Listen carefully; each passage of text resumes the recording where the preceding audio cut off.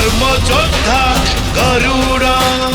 प्रभु विष्णु स्वयं मां को दर्शन दे आम देवता को एठाकू डकाई हेले एबे तो ये गरुड़ सम्मुखरे से तो दृष्टि उठे आमको थरे देखु नाहंती।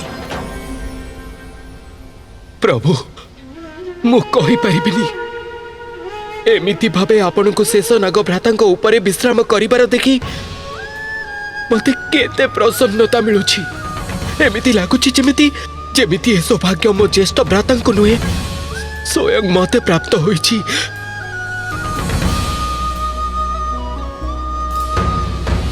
मोर स्मरण अछि पूर्व थर मु जेबे वैकुंठ को आसीथिली एठाकार दृश्य फीका थिला, वातावरण निस्तेज, परंतु एबे एबे आपण समाधि बाहरी आसीचंती प्रभु। आउ एठाकार आभा फेरी आसीची प्रभु। एबे बस शीघ्र माता लक्ष्मी एठिके फेरी आसीबे आउ आपणक संगरे विराजमान हेबे। मांकर वर्णना अनुसारे वैकुंठर जो छवि मु पिला बेलू मो नेत्र रे देखी आसीथिली ताहा पूर्ण हो जाऊ।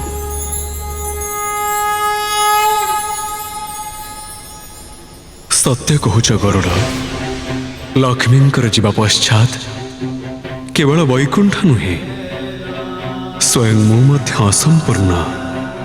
मु तो यह केवल कल्पना करि परिबे जे एते दीर्घ विरह पाई मोर प्रिय मोर लक्ष्मी केते कष्ट सह्य करुथिबे।